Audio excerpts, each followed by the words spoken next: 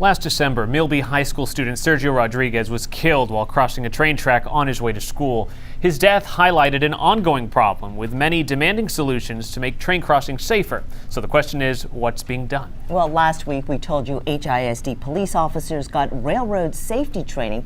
Well, now we're learning that bus drivers will get that too. Could it help in a future emergency?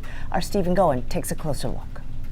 In the days and weeks following the death of Sergio Rodriguez, we heard officials advocate for a pedestrian bridge and saw Union Pacific limit its train schedule near Milby High School. Now, 2 months later, Union Pacific tells KHOU 11 it's taken another step, training about 100 Houston ISD police officers in railroad safety measures in partnership with nonprofit Texas Operation Lifesaver. We want to reduce and eliminate incidents on and around rail in Texas. The organization's executive director, Jessica Dvorsky, says officers were briefed on Texas railroad laws, strategies to enforce them, and the best ways to navigate emergency situations with trains. If the officers are understanding that, then they can help the students be safe and teach them where it's safe. She says officers learned from previous real-world scenarios as well. They'll watch a video where an incident happens, and then we'll pause it and we'll talk about how and why the incident happened, and then what their next step would be. We're told officers were also taught about pavement markings and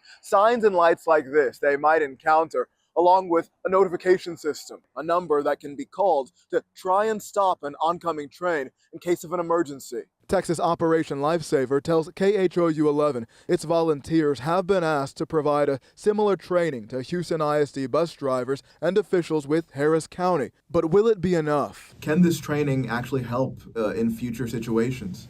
I believe it can. Since the conception of Operation Lifesaver, we've seen an 83% decline in the number of rail incidents across America. In a statement, attorneys for the family of Sergio Rodriguez say this kind of training was long overdue, but the family is happy to see some progress. In December, HISD announced a safety plan that would focus on 9 schools that sit dangerously close to train tracks. The push to make those crossings safer now more important than ever. In Houston, Stephen Goen, KHOU 11 News. 83% decline. That's an impressive number. All right.